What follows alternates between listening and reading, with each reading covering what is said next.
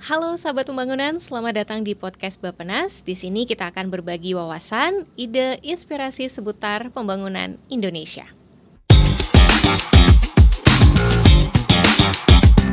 Saya Tridia Soja Anggraini. Pada kesempatan kali ini kita akan membahas program Makan Bergizi Gratis atau MBG.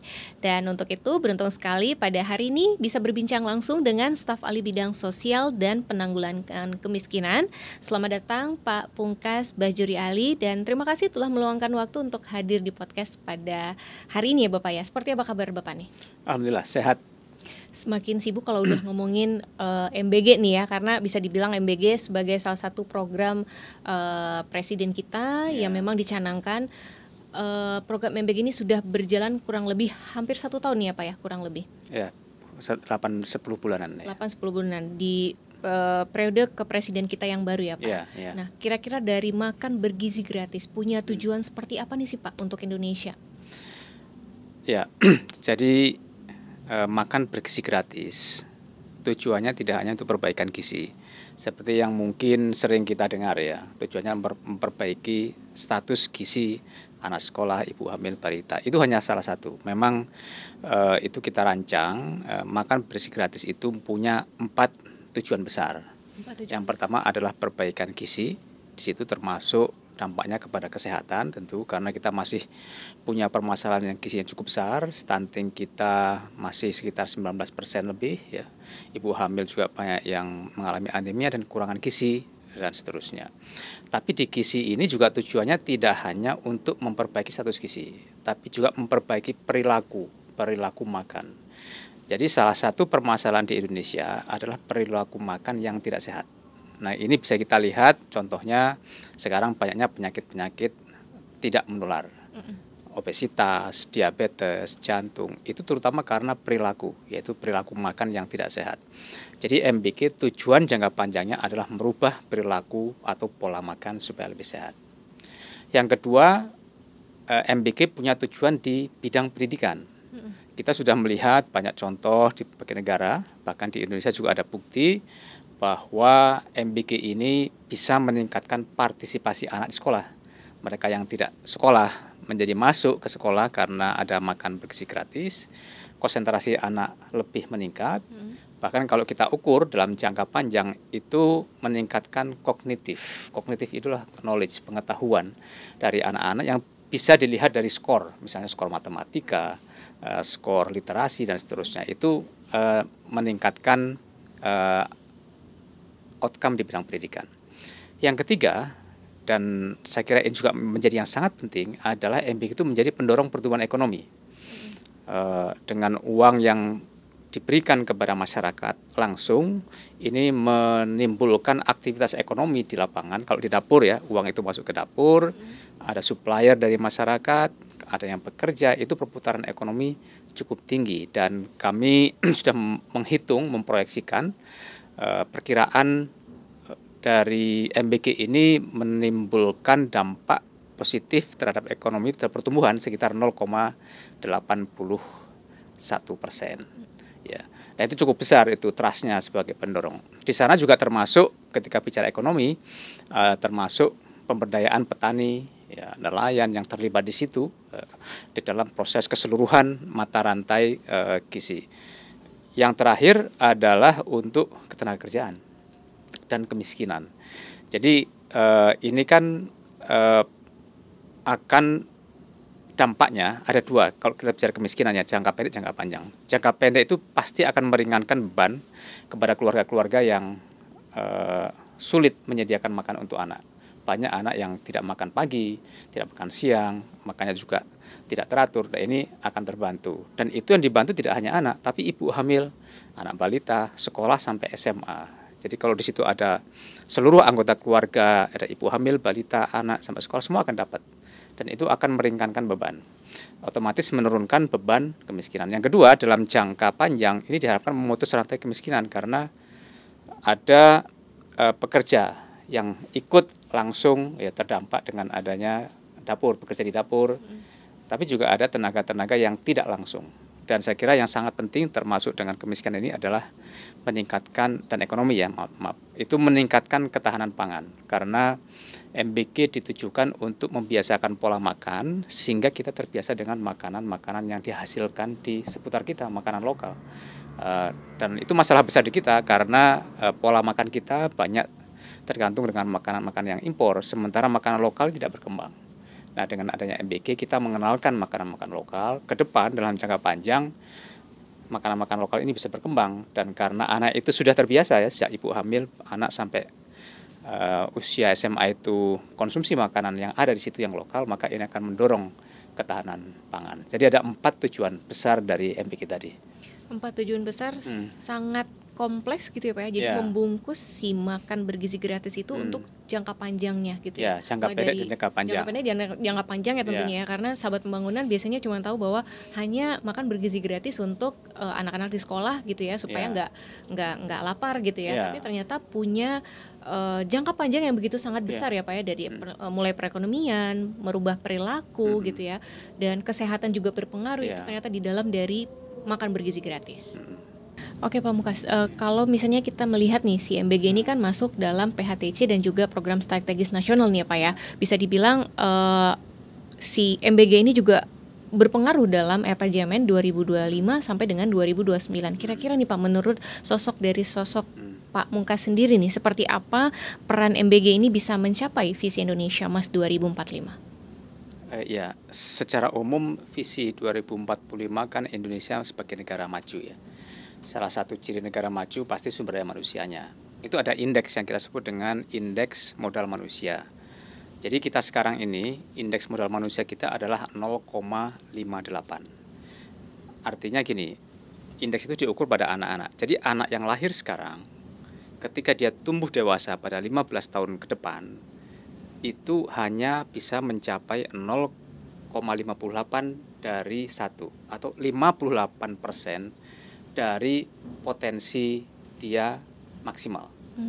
Jadi kalau anak itu bisa tumbuh katakanlah nilainya 10, kondisi kita sekarang nanti hanya nilainya 0,58. Kalau rapot itu dapat 6. 6 itu sedikit di atas merah ya, sudah nggak merah tapi masih sedikit sekali itu 6 ya.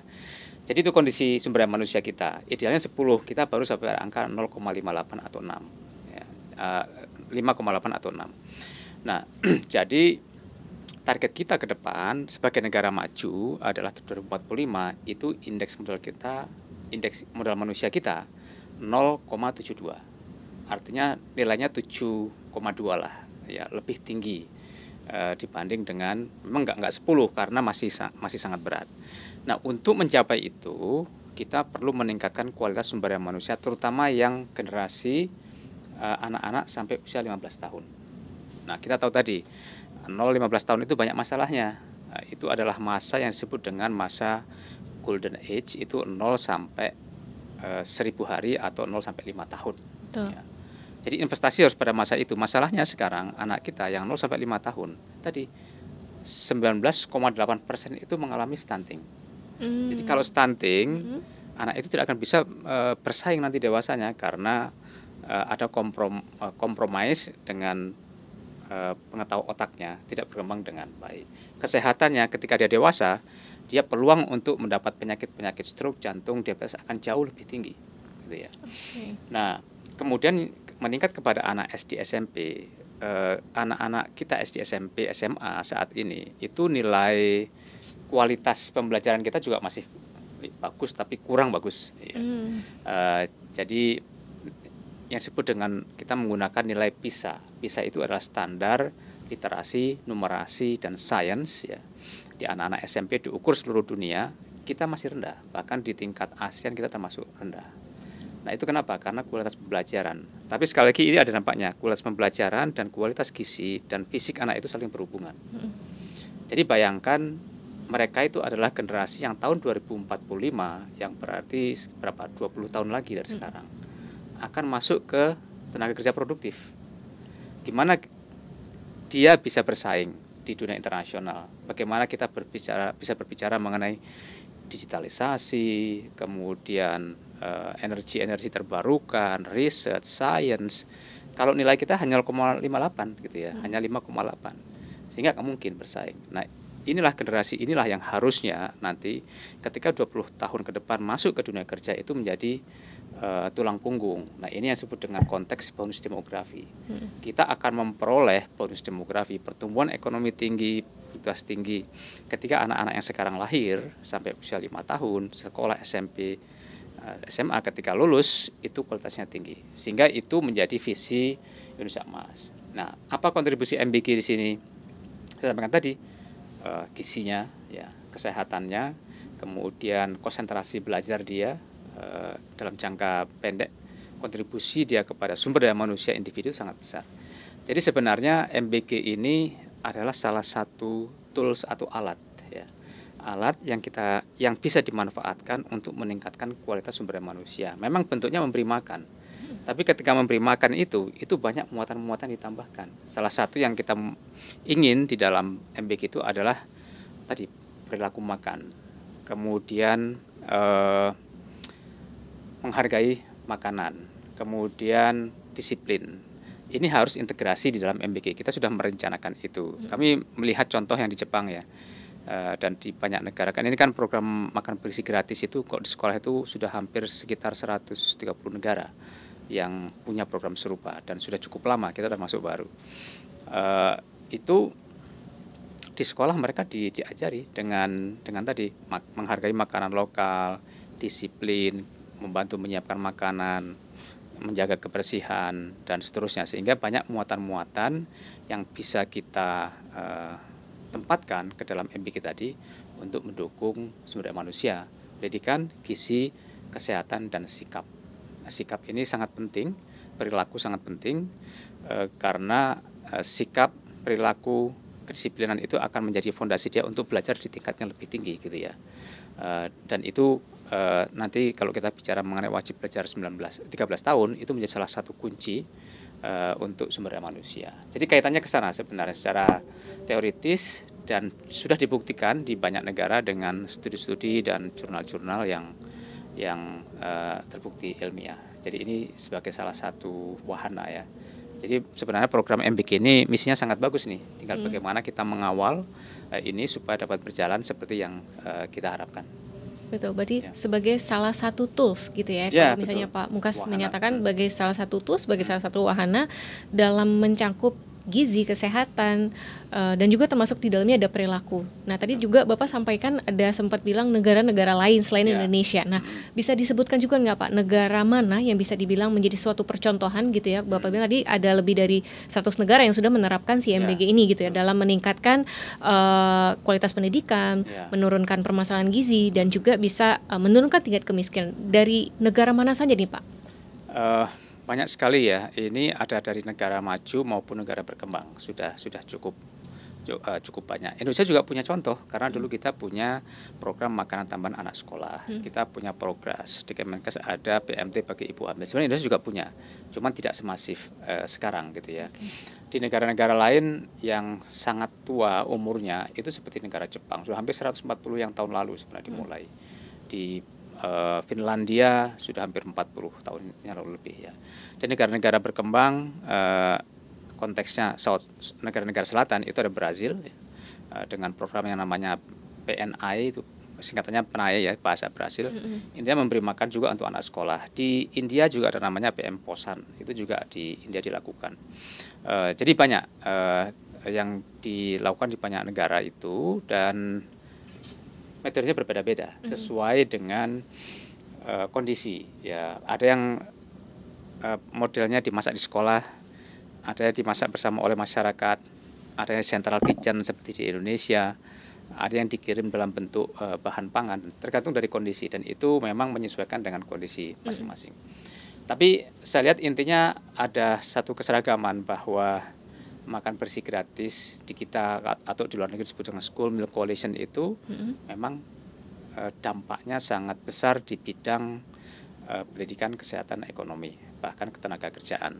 Di banyak negara biasanya itu lebih ke, di banyak negara yang kita lihat itu makan siang sekolah itu lebih banyak attach-nya itu ke Kementerian Pendidikan.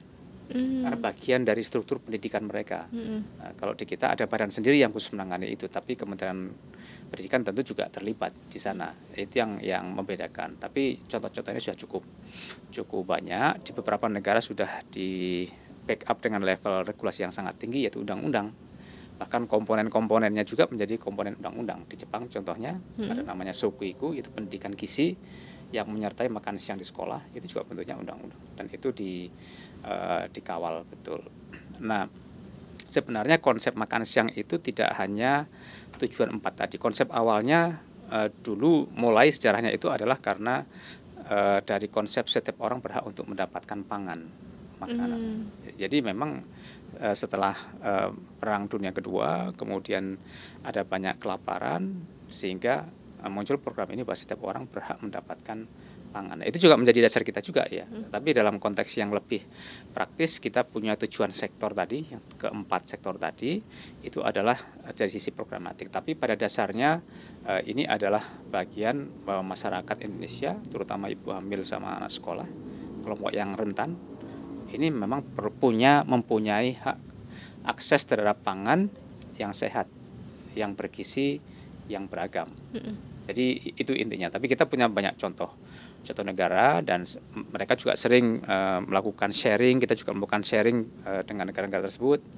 Ada juga bagian yang khusus menangani research dan seterusnya. Sehingga saya kira kita beruntung karena kita bisa belajar dari negara-negara yang lebih dulu ya. Sudah ada contohnya untuk bisa kita implementasikan di negara kita sendiri. Kita sesuaikan dengan kondisi kita.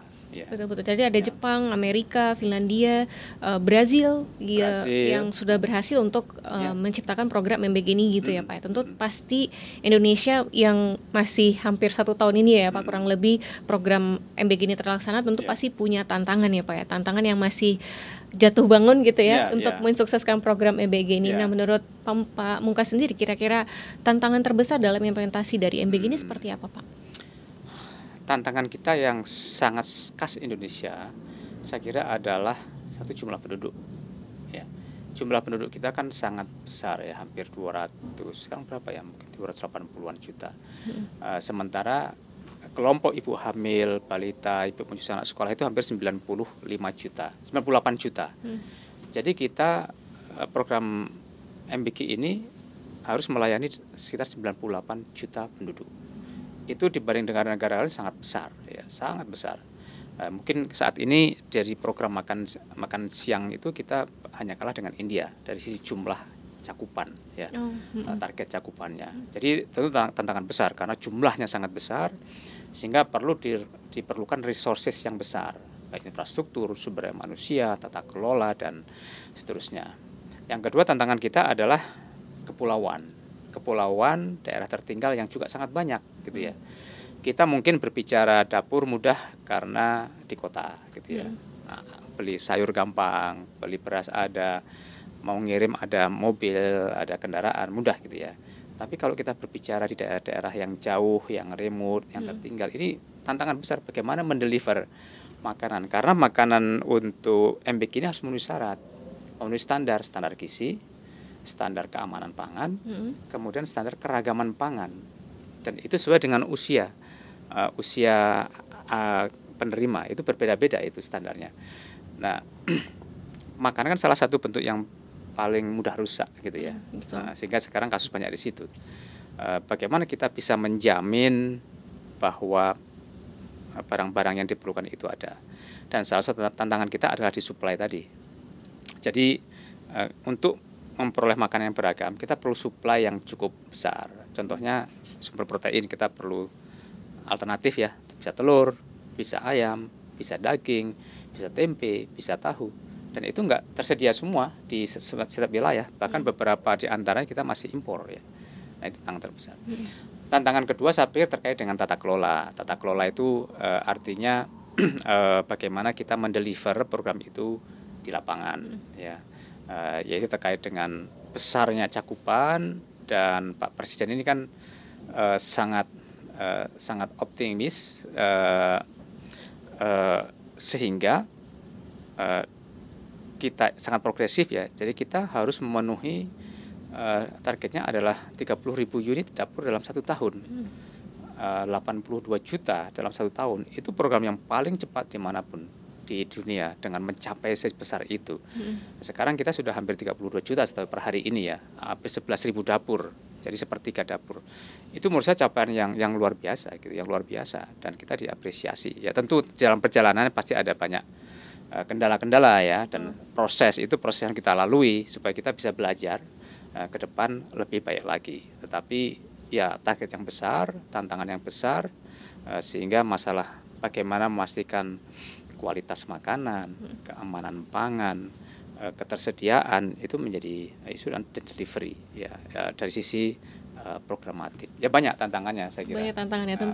Tentu pemerintah tidak mudah ya Pak untuk sampai dengan detik ini dilakukan si program MBG ini bisa berjalan. Pasti ada up and down-nya juga nih ya Pak ya. Saat bayangkan satu dapur itu melayani sekitar 4.000. Untuk satu dapur sekarang aja. Setiap hari. Catering sekarang pun nggak sampai segitu ya. Kita kalau misalnya hajatan itu paling berapa? Paling 700 orang ya, 1.000 orang. Ini 4.000 setiap hari dengan makanan yang sesuai dengan standar, menu yang sesuai dengan standar, terjaga keamanannya dan seterusnya. Sehingga ini tentu tantangan besar buat kita. Nah, dari berbagai tantangan ini Pak, tentu kan ada bagaimana nih pemerintah gitu ya menjamin kualitas makanan bisa sampai ke tangan anak-anak ini tuh dengan sesuai dengan standar gizi yang memang sudah ditentukan. Itu seperti apa nih Pak? Ya ini saya kira teman-teman dari PGN, teman-teman SPPG di lapangan yang bertanggung jawab. Ya kita tidak sampai sedetail itu, tapi kita mengawal proses kebijakan perencanaannya, Bappenas ya dalam konteks itu, dan kita memang merencanakan program itu dari awal sejak di Pak Prabowo terpilih ya, sehingga yang paling pertama kita lakukan adalah sisi perencanaan ya. Perencanaan itu kita harus menghitung unit cost-nya, kemudian standar gizinya harus kita buat, standar menunya kita buat gitu. Itu pertama yang kita bekerja. Di awal-awal kita bekerja menyusun itu bersama dengan PGN. Waktu itu membantu PGN. PGN masih awal-awal. Jadi waktu itu pegawai juga masih baru sedikit ya. Bahkan waktu itu baru Pak Kepala Badan saja yang ada. Yang lainnya belum ada, tapi kita sudah membantu beliau dengan timnya gitu ya. Jadi standar gizi itu juga masuk. Jadi peran Bappenas saya kira cukup di situ banyak, dan sekarang kita membantu juga dari sisi pengawalannya. Jadi di dalam makan bergizi gratis itu di desain kita itu ada 2 komponen utama. Satu sebenarnya komponen inti yaitu penyelenggaraan makan bergizi gratis. Yang kedua ekosistem. Ekosistem itu adalah pendukung. Karena program ini tidak mungkin hanya dilaksanakan oleh PGN sendiri. Betul. PGN itu menyediakan dapur, menyediakan bahan pangan, memasak, mendeliver. Tapi ketika di sekolah, peran guru penting. Ya, sarana-sarana ada sarana miliknya sekolah. Ketika diberikan kepada ibu hamil, ya siapa? Posyandu di situ, BKKBN ada di situ, Kemenkes ada di situ, gitu ya. Keamanan pangan, Badan POM. Ada juga Kementerian Pertanian, KKP, juga ada Bappenas, semua terlibat. Jadi dalam ekosistem ini yang peran Bappenas saya kira sangat kunci, karena kita bisa mengkoordinasikan PGN dan ekosistem yang di sekelilingnya. Terkait dengan keamanan pangan, yaitu menjadi bagian yang kita pikirkan di awal. Jadi ketika kita bicara MBG, pertama kali yang terpikir itu adalah standar gizi, kemudian guideline mengenai menu, yang ketiga keamanan pangan. Itu ada tiga triumvirat yang harus kita desain dari awal. Dan saya kira yang di lapangan terjadi banyak SPPG yang baru ya, mungkin teman-teman yang di lapangan belum berpengalaman. Kita bersama PGN juga memfasilitasi untuk guideline ya. Ada pelatihan namanya penjamah makanan. Penjamah makanan adalah mereka yang terlibat langsung dalam proses training. Kemudian bersama Kementerian Kesehatan mengeluarkan namanya SLAS, sertifikat layak hygiene dan sanitasi. Ya. Nanti Badan POM juga dari sisi keamanan pangan juga berfungsi untuk memastikan tidak adanya cemaran. Keamanan pangan juga berlaku ada di situ. Dan Dinas Kesehatan juga tentu ada di sana. Sehingga yang kita lakukan untuk keamanan pangan adalah memastikan ekosistem itu mendukung dari mulai bahan mentah sampai di lapangan, sampai di dapur ya. Selama ini kan kita sering terjadi ya kasus-kasus ya, dan saya kira itu memang terjadi, ada itu sebagai suatu pembelajaran yang sangat berharga buat kita bagaimana meningkatkan itu dan menjadikan satu sistem keamanan pangan yang terjaga. Nanti pada akhirnya akan ada pembagian siapa bertanggung jawab pada apa gitu ya untuk seluruh komponen keamanan pangan. Baik SPPG-nya, baik juga dinas-dinas, Pemda, BGN dan semua yang ada di situ. Jadi ini banyak hal-hal yang teknis yang sedang dilakukan. Di sisi keamanan pangan sudah ada guideline-nya, pelatihannya sedang berjalan juga sekarang, dan ya mudah-mudahan ke depan ini saya yakin kita akan lebih baik ya. Kita belajar dari kasus-kasus yang ada untuk terus memperbaiki. Saya kira PGR sekarang hampir tiap hari itu melakukan koordinasi ya, bahkan langsung sampai ke dapur kepada petugas di lapangan. Itu kalau Zoom itu bisa ribuan ikut itu, karena memang langsung ingin memastikan keamanan pangan yang ada di bawah. Betul. Jadi yang memang dipikirkan Bappenas sebagai perencana gitu ya Pak, ada standar gizinya, menu yang beragam dan juga pastinya harus aman. Tapi juga bukan hanya Bappenas saja nih yang berperan, tapi juga seluruh pihak berperan gitu ya. Tidak cuma BGN, tapi juga ada Pemda setempat gitu ya. Ada dinas-dinas terkait, ada mungkin ada Badan BPOM juga, dan juga masyarakat tentunya. Nah, dari berbagai permasalahan tentu pemerintah tidak menutup mata gitu ya Pak. Kita semua pasti akan membuka bagian dari bentuk publik gitu ya Pak, bahwa ada keluhan ataupun ada tanggapan dan lain sebagainya. Nah, kalau dari sisi pemerintah misalnya bagaimana menghadapi isu food loss gitu ya Pak, atau misalnya food waste yang muncul dalam MBG pasti ada terlihat nih kira-kira nih Pak. Seperti apa nih Pak strategi pemerintah? Ya, isu ini menarik dari awal juga, ini keluar juga karena kan kita sekarang kebetulan saya jadi Sekretariat Nasional SDG Sustainable Development Goals, yang salah satu isunya adalah yang disebut dengan responsible consumption. Jadi bagaimana kita bertanggung jawab ketika kita mengkonsumsi bahan pangan, sehingga isu food loss, food waste itu menjadi isu, terutama di sisi food waste ya. Jadi food loss itu adalah kehilangan bahan pangan ketika dari budidaya ya sampai kepada distribusi dan siap diolah. Itu namanya food loss. Food waste itu adalah apabila makanan sudah siap dimasak, disajikan ada sisa. Itu namanya food waste. Jadi ada dua sisi. Saya kira di MBG itu lebih banyak yang terkait dengan food waste. Itu bagaimana makanan yang sudah dibeli tidak terbuang sia-sia atau yang terbuang tertangani dengan baik. Ya, itu isunya. Ada beberapa cara kita untuk menanggulangi food loss, food waste ya. Yang pertama terkait dengan food waste ya, bukan food loss, food waste. Satu, apa makanan yang disukai oleh anak? Nah, ini prinsip ini yang kita sebut dengan di dalam program MBG kita sebut dengan preferensi lokal. Jadi di sekitar situ anak-anak sukanya makan apa itu? Kan itu beda-beda itu ya. Kalau di Jawa Barat beda dengan di Jawa Timur, beda dengan di Maluku. Jadi menu itu memungkinkan kita untuk menyesuaikan dengan preferensi lokal. Maunya apa? Yang penting memenuhi standar gizi dan keragaman pangan dan keamanan. 3 itu prinsipnya. Semua boleh bebas ya, 3 itu. Sehingga kalau dia suka, anak-anak suka, berarti akan dimakan. Nah, sekarang satu yang menjadi problem utama kita, kalau kita punya makanan itu ada nasi, ada sayur, ada buah, ada lauk, susu dan lain sebagainya. Kira-kira makanan apa anak-anak yang nggak suka? Mbak Tras bisa nggak? Biasanya sayur. Sayur, betul. Benar berarti ya? Betul. Jadi itu salah satu, kita udah pertama kali itu kita langsung melakukan penelitian, uji petik di lapangan, memang yang paling banyak sisa adalah sayur. Nah, untuk itu salah satu yang kita lakukan adalah tadi pendidikan, edukasi dan perubahan pola makan tadi yang saya sebut tadi. Nah, itu kita harus desain tuh dengan program itu gitu ya. Sehingga anak itu akan suka sayur karena kita di Indonesia ini sayur dan buah itu kan sebenarnya sayur dan buah itu manfaat untuk fisiologi adalah sumber protein mineral terutama ya, dan sumber serat gitu ya. Vitamin, mineral dan serat itu 3 itu. Jadi memang harus ada. Dan kita ini data di Indonesia, data terakhir yang saya dapat itu hanya 5% penduduk Indonesia yang mengkonsumsi sayur dan buah sesuai dengan rekomendasi WHO. hanya 5%. Hanya 5% saja. Coba sekarang di sini tadi pagi makan sayur berapa gram misalnya? Kayaknya belum makan sayur sih Pak hari. Belum makan sayur, apalagi anak-anak sekarang itu makannya nasi, kemudian lauk pauk gitu, ikan dan seterusnya. Itu adalah satu permasalahan yang jangka panjang dampaknya besar. Itu salah satu penyebab kenapa kita sekarang banyak penyakit diabetes, kanker, stroke, jantung. Itu yang disebut dengan penyakit tidak menular atau NCD. Penyakit yang disebabkan oleh pola perilaku makan. Jadi program MBG ini punya misi untuk membagi pola makan.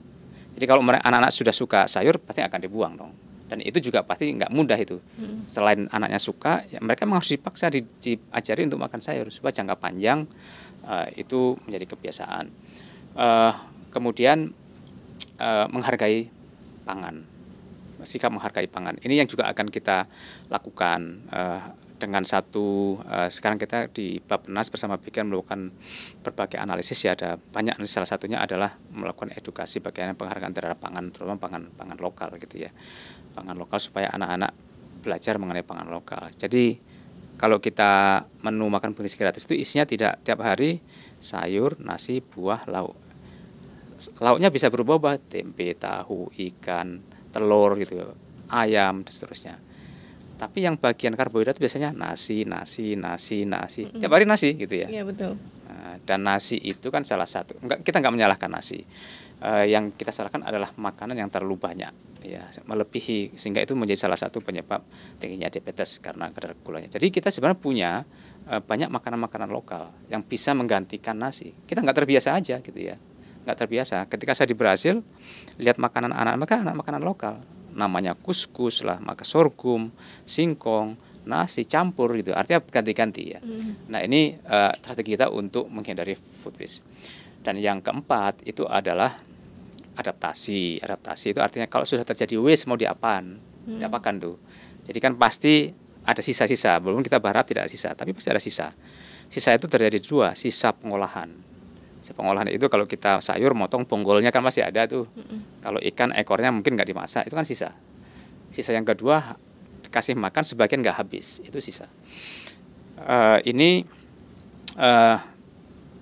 yang menjadi program kita adalah penanganan food waste. Banyak sebenarnya manfaat di lapangan. Kami sudah melihat di lapangan sebenarnya simpel. Kalau itu adalah makanan-makanan segar, sebagian besar food waste itu adalah dari makanan segar atau sisa makanan yang sebenarnya bisa diolah, bisa dimanfaatkan menjadi pupuk, menjadi makanan, jadi maggot, jadi segala macam. Itu bisa dan relatif lebih mudah. Banyak juga yang masuk ke dalam ini proses TPA lokal gitu ya. Tapi kalau kita ingin menghidupkan ekonomi sirkuler dari situ ya kita bisa manfaatkan. Yang lain tentu yang perlu kita belajar juga nanti ketika sisa, bukan sisa makanan, tapi sisa kemasan misalnya. Kemasan kalau misalnya ngasih susu kan ada kemasannya. Betul. Walaupun kita sekarang sebagian besar masih makan makanan segar ya. Tetapi dalam proses kan pasti tidak datang telur, kita tidak mungkin digendong ditaruh di baju kan, pasti ada wadahnya. Nah, itu juga yang harus kita lakukan. Bagaimana recycling ya dan seterusnya. Ini sudah saya kira dari Bappenas sedang menyusun itu, Bappenas juga sedang melakukan kajian, sudah membuat formula dan pedoman nanti bagaimana penanganan food loss dan food waste di lapangan. Seharusnya ini mudah diterapkan karena itu kan terkontrol ya, tersentralisir sehingga kita bisa memantau itu waste-nya mau seperti apa. Nah ini saya kira bisa kita lakukan. Oke, berarti balik lagi pada perilaku ya Pak. Tadi kalau kita sebut, saya sudah menyebut sayur gitu ya. Berarti itu menjadi sebuah isu juga nih ya, bagaimana pengolahan menu yang dibuat supaya bisa lebih menarik lagi. Atau mungkin sebenarnya anak-anak juga belum terbiasa dengan makanan tersebut gitu ya. Karena balik lagi seperti Pak Mungkas sampaikan bahwa anak-anak zaman sekarang gitu ya terbiasa dengan menu yang langsung gitu ya. Sehingga saat dikonsumsi itu ya pasti akan mengalami sisa seperti itu ya Pak. Nah kalau tadi Pak Mungkas tadi menyampaikan juga bahwa program MBG ini juga melibatkan adanya keterlibatan UMKM lokal gitu ya, memberdayakan pasokan lokal. Itu seperti apa nih Pak? Ya, saat ini UMKM lokal itu menjadi hal yang sangat didorong untuk supplier. Bahkan setahu saya di lapangan jarang sekali supplier itu berasal dari industri yang besar ya. Dari sisi bahan pangan ya, bahan pangan. Jadi SPPG itu kepala dapur dan timnya itu punya tim yang untuk membeli bahan baku, dan itu dibeli dari pasar lokal ada di situ. Ada yang langsung dari petani, ada yang langsung dari peternak gitu ya. Nah, ini potensi yang sangat besar untuk pemberdayaan petani, UMKM dan seterusnya. UMKM kan luas, usaha kecil, mikro, menengah, termasuk mereka pedagang itu UMKM juga. Vendor itu pedagang. Jadi sebenarnya tanpa kita melakukan aturan khusus juga otomatis UMKM akan terlibat. Ya. Terlibat. Ini data dari BKN, kita punya data bersama BKN itu berapa vendor, ribu vendor yang ikut, koperasi yang ikut itu ada di situ. Dan sebenarnya ini menjadi pintu masuk di badan UKM, apalagi kalau kita ini kreatif. Jadi kita berharap juga teman-teman dari kementerian lembaga bisa memanfaatkan ini ya. Tidak terkait dengan dapurnya, tapi bagaimana pemberdayaan di lingkup yang menjadi tupoksinya kementerian lembaga. Sebagai contoh, Kementerian Koperasi, mereka punya kemampuan untuk meningkatkan kapasitas koperasi sehingga bisa menjadi supplier. Karena nggak gampang juga jadi supplier. Betul. Perlu modal, perlu keterampilan gitu ya, untuk menyediakan bahan pangan segar juga punya syarat-syarat tertentu. Tapi sebenarnya nggak terlalu sulit. Yang kedua adalah untuk meningkatkan kapasitas resources pembiayaan. Jadi kalau UMKM ini bisa menyediakan supply, itu mereka butuh biaya. Tetapi sebenarnya program MBG ini sangat bagus ya, sangat bagus. Uangnya ini tidak ditahan. Begitu ada uang masuk, invoice langsung dibayarkan ke virtual account gitu ya. Jadi teman-teman supplier ini harusnya tidak menjadi masalah karena uangnya disediakan. BGN itu menyediakan 10 hari prior sebelum. Jadi 10 hari ke depan uang ditransfer dulu tuh ke dapur. Jadi nggak ada istilah ngutang, ngebon nggak ada, karena uang sudah ada lebih dulu. Jadi supplier terjaga gitu kan. Ini masalah supplier UMKM koperasi, kadang-kadang orang pada konsinyasi, pada ngebon gitu ya. Datangnya minggu ini, bayarnya 3 minggu lagi. Itu kalau yang modalnya kecil kan repot. Nah ini enggak, ini bisa langsung. Kemudian yang kedua, kalau pemerintah daerahnya bisa kreatif, SPBG ini bisa langsung bekerjasama dengan petani, peternak, nelayan. Mereka bisa kontrak langsung dengan BGN untuk mensuplai. Jadi misalnya gini, sekarang kita butuh sayur kangkung, itu bisa langsung disuplai oleh petani. Dan kalau tidak ada bisa dibudidayakan gitu ya. Dan kenapa ini peluangnya besar? Karena marketnya sudah sangat jelas, pembiayaannya sudah sangat jelas, dapurnya nggak kemana-mana, orangnya itu bisa, kalau nggak akan lari kemana-mana gitu kan. Dan saya kira yang paling penting itu ada kepastian market. Kenapa? Dapur itu sudah punya menu yang didesain 20 hari ke depan. Jadi hari Jumat besok kita sudah tahu prediksi hari Jumat besok itu akan ada perlu telur 200 butir. Ini dari peternak sudah menyiapkan dari awal. Saya akan menyiapkan telur untuk minggu ke depan 200 butir. Minggu depannya apalagi? Itu sudah terstruktur. Jadi pasarnya sudah tersedia, uangnya sudah tersedia, sistemnya sudah ada. Bagaimana kita bisa mengkapitalisasi itu agar para petani, peternak, nelayan itu bisa kontrak, bisa menjadi supplier di SPBG, dan itu kewenangan SPBG dan kewenangan UMKM di situ. Nah, saya kira peran pemerintah, peran KL, masyarakat bisa membantu itu, bagaimana menghubungkan itu ya. Bahkan kalau misalnya ini kan daerah-daerah tentu susah buah, susah sayur ya. Beberapa daerah timur yang saya tahu itu sulit mendapatkan buah gitu ya.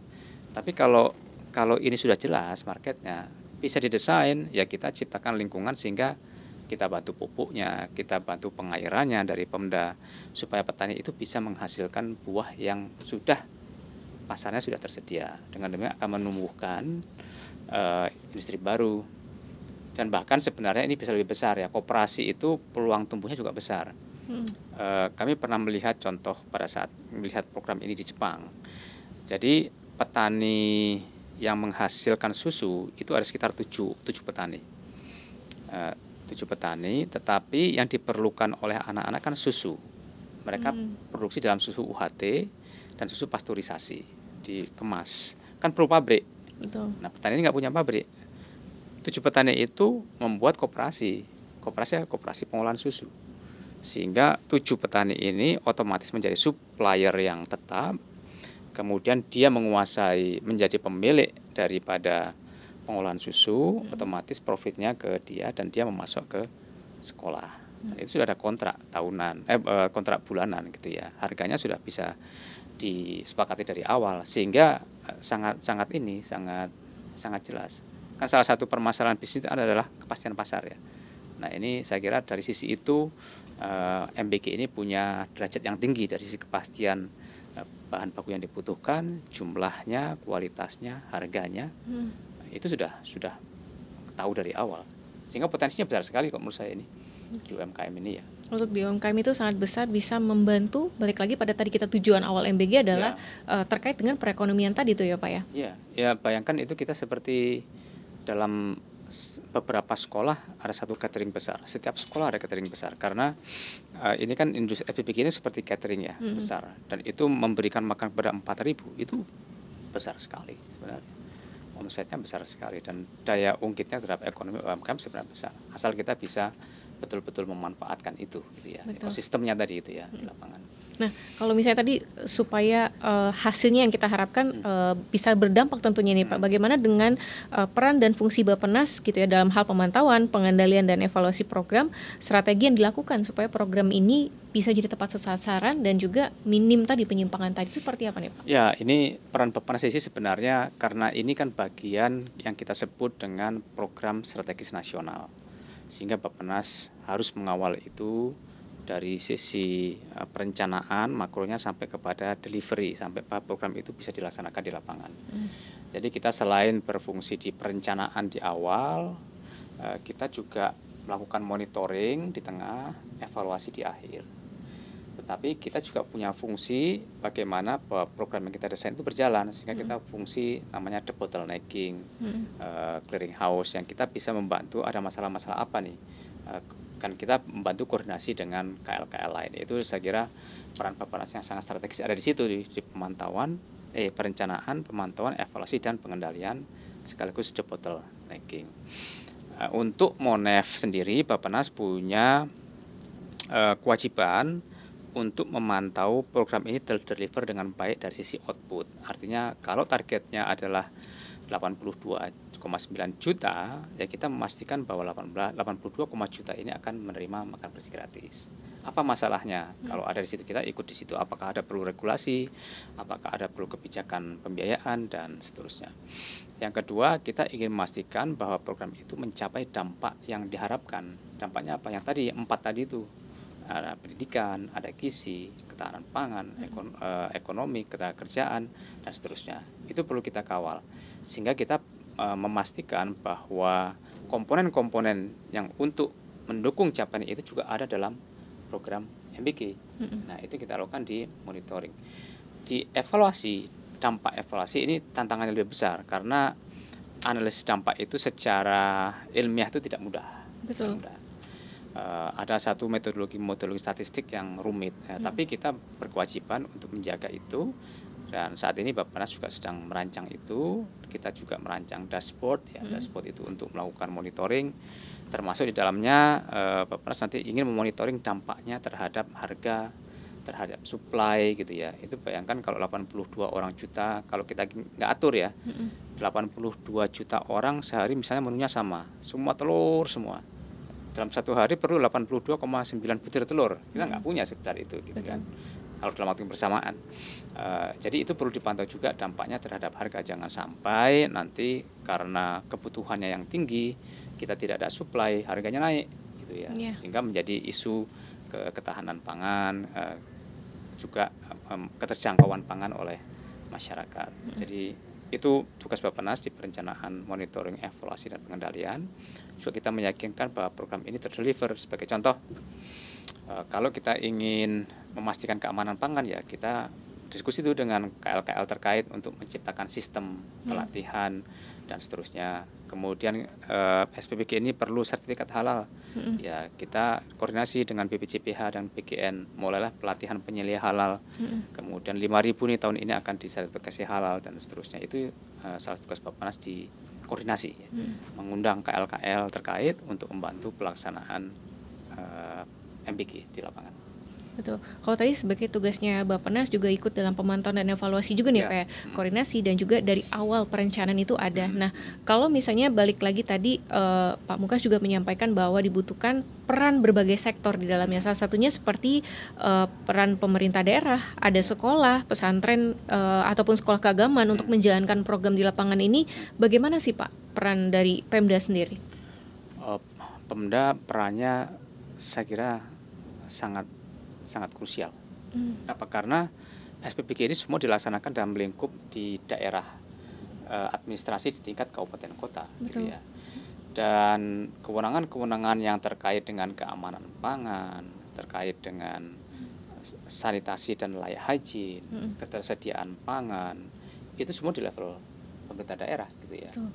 UMKM, koperasi, siapa yang menggerakkan pemerintah daerah, gitu ya.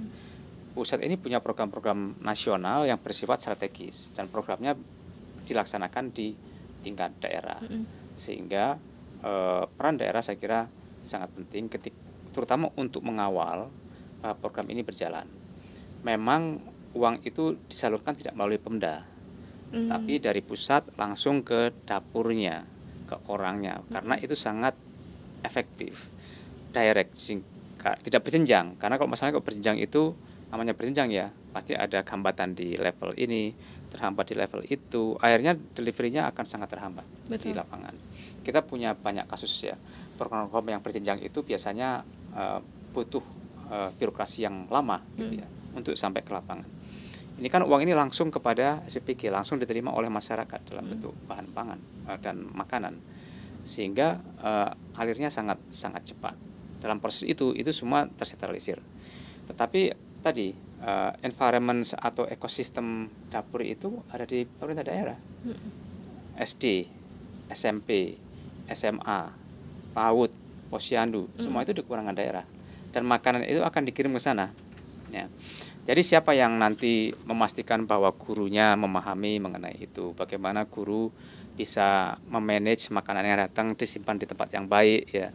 Kemudian mendidik anak, edukasi anak, itu semua guru. Dan guru itu adalah pegawainya dinas di pendidikan di daerah. Itu peran Pemda. Jadi ini saya kira satu pendekatan baru di mana kalau tidak ada kerjasama antar pihak, program ini tidak berjalan dengan baik. Tapi program itu bisa cepat karena langsung tersentralisir dalam konteks delivery-nya. Komponen penunjangnya itu ada di daerah dan di KL. Dan ini sebenarnya menurut saya contoh yang sangat bagus ya, karena dalam waktu 1 tahun, kurang 1 tahun, kita sekarang sudah bisa mendeliver sekitar, laporan tadi saya dengar 32 juta penerima. 32 juta penerima itu kan seperti 6 kalinya penduduk Singapura. Ya, dalam waktu 10 bulan ya, sudah bisa mencakup itu. Itu antara karena kerjasama juga antara PGN dan daerah. Sekarang daerah juga diminta bantu untuk terutama khusus untuk daerah terpencil ya, itu Pemda diminta untuk mengkoordinasikan di mana itu perlu dibangun titiknya, gitu ya, karena mereka lebih paham tuh kalau di daerah ini, di sekolah ini jauh dari mana-mana, di mana harus membuat dapur dan seberapa besar itu dapur itu harus dibuat. Itu peran Pemda ya. BUMDes itu semua juga di Pemda juga, gitu. Bupati itu pengurusnya besar untuk BUMDes, untuk koperasi, untuk desa, itu semua ada di sana. Jadi kalau menurut Pak Pungkas bahwa peran daerah itu sangat krusial gitu ya, bukan cuma hanya pusat ya yang langsung memberikan kepada pusat ke daerah, tapi juga daerah ini punya peran yang sangat krusial untuk keberlangsungan si program MBG ini. Nah, kalau dari segi pemerintah pusat gitu ya, tentu sebagai perencana untuk meluas jangkauan dari MBG ini bisa jauh lebih luas lagi, seperti apa sih Pak untuk keberlanjutan program ini Pak dari pemerintah? Keberlanjutan dalam jangka panjang ya. Betul. Ya, kita melihat keberlanjutan jangka panjang itu tentu melihat dari manfaat. Ya. Apakah program ini bermanfaat atau tidak? Kalau bermanfaat untuk pelayanan masyarakat, tentu harus dijaga dalam jangka panjang. Gitu ya. Kami sudah melakukan kajian-kajian tadi ya, penelitian di awal, melihat contoh berbagai negara. Kami juga sudah bersama dengan BGN dan BPS ini melakukan survei untuk melihat, survei besar itu, untuk melihat dampak di lapangan. Dari data sementara, hasilnya bagus, dampaknya ada, gitu ya. Kita memang belum mengukur pada dampak yang terkait dengan status gizi, karena itu perlu metodologi yang sangat detail ya, dan itu sedang kami lakukan. Sehingga dari Bappenas tentu ingin memastikan bahwa program ini berjalan dengan baik, lalu kita bisa mengukur dampaknya. Kalau sudah mengukur dampaknya, jelas benefitnya, tentu siapapun akan meneruskan program ini. Gitu ya. Kalau ternyata dampaknya tidak ada, kita lihat lagi prosesnya. Karena menurut teori program itu harusnya ada dampaknya. Iya. Kalau tidak, berarti ada suatu permasalahan di delivery-nya, di permasalahan bagaimana mengelola MBG ini. Nah, itu yang kita perbaiki. Nah, itu yang disebut dengan business process review. Jadi kita melakukan review terhadap bisnis proses yang ada selama ini, apakah bisa mendeliver enggak. Nah, program itu mungkin terdeliver, tapi dampaknya di kesehatan pendidikan ada tidak? Kita melakukan studi untuk itu. Dan dari itulah nanti kita bisa rumuskan jangka panjangnya. Tapi yang jelas program ini sudah ada dalam perencanaan sampai 2029. Petanya sudah ada, detail tahunnya sudah ada, targetnya sudah ada, jadi sampai 2029 program ini minimal ada. Nah, ke depan saya yakin karena melihat dari fenomena di berbagai negara, melihat dampak yang ada dan potensinya tadi, jadi perlu dijaga beyond 2029. Nah, tapi untuk itu tentu perlu ada penguatan regulasi ya. Regulasi apa yang bisa menjaga program ini ada. Secara teori sebenarnya program ini harusnya dijaga dalam jangka panjang, karena tadi untuk melihat dampak terhadap kognitif, ya, dampak terhadap gizi, itu tidak terhadap kualitas pendidikan, itu tidak bisa langsung diukur dalam tahunan. Jadi mungkin 5 tahun, 6 tahun, 7 tahun baru kelihatan dampaknya. Apalagi terhadap ekonomi, terhadap sumber manusia tadi, ya, baru ketahuan nanti 15 tahun lagi gitu ya, dampak yang besarnya yang benar-benar. Sehingga kita memang harus menjaga program ini dalam jangka panjang. Itu hipotesis kami ya. Nanti lihat ini sambil jalan seperti apa, apakah benar yang kita harapkan.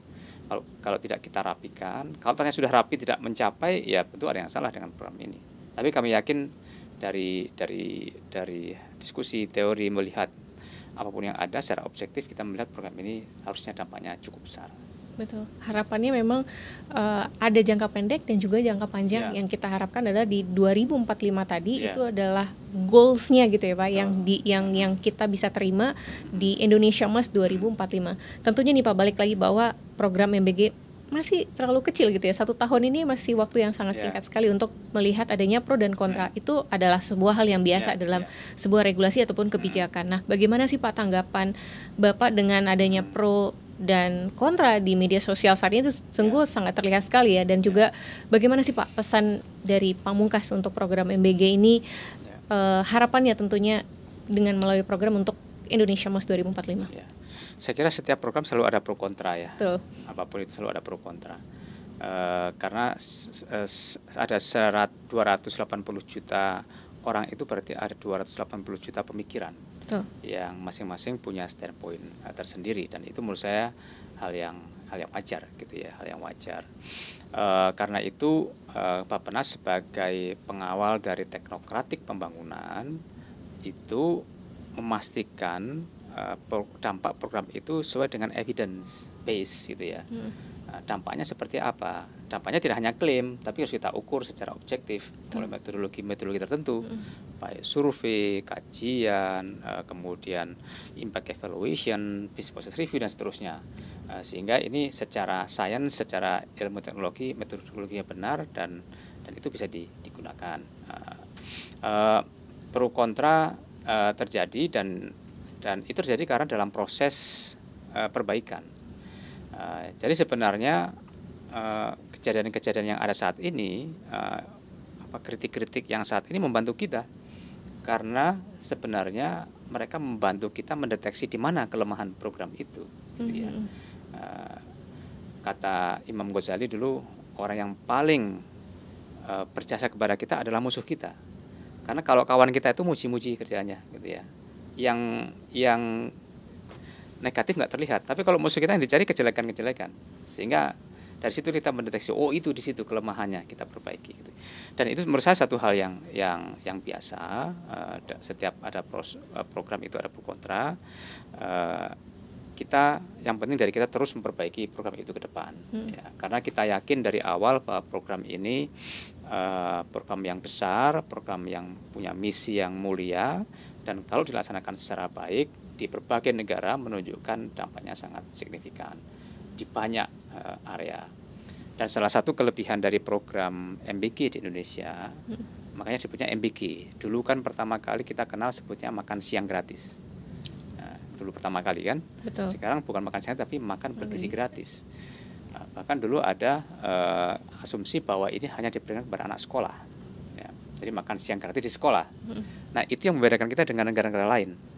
Perbedaan kita dengan negara lain, kebanyakan mereka diberikan kepada anak sekolah. Ya, sehingga makanya organisasi forumnya disebut dengan School Meal Coalition. Koalisi makan sekolah, makan di sekolah. Ya, pemberian makan di sekolah. Kita sekolah masuk dari PAUD, SD, SMP, SMA, dan juga madrasah dan seterusnya. Bahkan yang santri juga masuk, sekolah keagamaan juga masuk di situ, SLP juga masuk.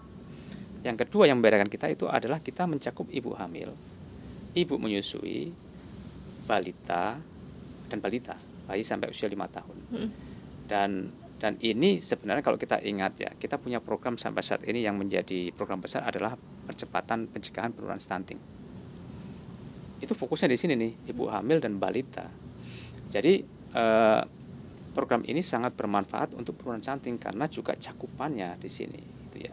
Banyak orang yang kontra memandang ini dampaknya apa kepada stunting. Kalau untuk anak sekolah, mungkin dampaknya jangka panjang stunting, karena dampaknya adalah meningkatkan gizi anak remaja putri yang pada gilirannya nanti melahirkan anak yang sehat. Tapi jangka panjang. Tapi kalau ibu hamil, ibu menyusui balita ini adalah target utama kita penurunan stunting, dan itu universal, semua di cover. Dan perbedaan kita MBG dengan program-program sebelumnya adalah nilai gizinya lebih besar. Nah, kemudian diberikan setiap hari Senin sampai Sabtu, Senin sampai Jumat, gitu ya. Kemudian yang ketiga universal, tidak hanya kelompok-kelompok tertentu tapi semua dapat. Sehingga ini sangat harusnya ini sangat powerful untuk mencegah terjadinya stunting, gitu ya. Nah, itu yang membedakan kita dengan negara-negara lain. Dan yang ketiga yang sangat membedakan adalah program ini disediakan biayanya oleh pemerintah. Di banyak negara ada yang diberikan pemerintah, ada yang disubsidi, ada yang wajib bayar. Bahkan guru di beberapa negara itu juga wajib bayar. Di kita ini semuanya bentuk saya kira perhatian pemerintah yang harus dimanfaatkan dengan baik, gitu ya. Sehingga ya kita juga nanti perlu melihat secara objektif ya. Kritik-kritik itu bagus, kita juga perlu melihat secara objektif dari berbagai sisi sehingga kita bisa mengawal program ini dengan baik. Menutup Pak, kira-kira harapan dan juga dari sosok seorang Pak Mungkas seperti apa? Terhadap program MBG, saya kira saya melihat program MBG ini sangat strategis. Tidak hanya karena dia memberi makan kepada ibu hamil sampai balita, sampai anak sekolah yang dampaknya di gizi kesehatan cukup baik, tetapi dampak itu berimbas di sektor lain, di pendidikan, di ekonomi, di kesejahteraan. Ini sangat relevan dengan program Bappenas yang disebut dengan Trisula pembangunan. Kita kembali Trisula. Trisula itu adalah 3 objektif pembangunan, yaitu pertumbuhan ekonomi berkelanjutan, pembangunan sumber daya manusia, dan penurunan kemiskinan. Dan ini adalah salah satu dari sedikit program yang punya dampak di berbagai bidang sekaligus. Kemiskinan, ada gizi, ada pendidikan, ada ekonomi. Itu berdampaknya multi sektor, kita sebut multifaceted. Nah, ini yang sangat strategis, sehingga kami mengajak seluruh pihak untuk dapat memanfaatkan program MBG ini untuk kemajuan kita di bidang-bidang tadi ya, di gizi, kesehatan, pendidikan. Dan saya kira selama saya diskusi dengan semua para pakar, program-program ini sangat bagus, misinya sangat bagus. Ketika ada permasalahan-permasalahan, yaitu permasalahan yang ada sambil jalan yang perlu bisa kita perbaiki dan seharusnya kita perbaiki. Tapi kalau itu sudah kita berjalan dengan baik, saya kira ke depan manfaatnya sangat besar, sangat luar biasa. Programnya strategis, bisa mencakup banyak hal sesuai dengan trisula pembangunan dari Bappenas tentunya Pak ya. Dan kalau ngomongin MBG itu masih terlalu sangat banyak hal yang harus kita bicarakan nih Pak ya. Tapi terima kasih banget sharing dari Pak Mungkas untuk obrolan kita pada hari ini tentang dengan program Makan Bergizi Gratis. Tentunya harapan dari kami sahabat pembangunan bisa mendapat insight baru tentang program dari MBG ini, bukan hanya jangka pendek tapi juga jangka panjang dan mencangkup banyak multisektor dan dibutuhkan kolaborasi bersama, bukan cuma Bappenas ataupun BGN tapi seluruh pihak. Terima kasih kepada Pak Mungkas untuk waktu, sharing dan juga insight-nya hari ini. Sahabat Pembangunan, inilah akhir dari obrolan kita hari ini. Semoga pembahasan ini bisa memberikan gambaran bagi sahabat pembangunan semuanya, dan terima kasih juga kami ucapkan untuk sahabat pembangunan yang telah mendengarkan hingga akhir. Jika ada pertanyaan, ide topik ataupun masukan episode untuk selanjutnya, jangan ragu untuk menghubungi kami melalui media sosial Bappenas. Sampai jumpa di episode selanjutnya.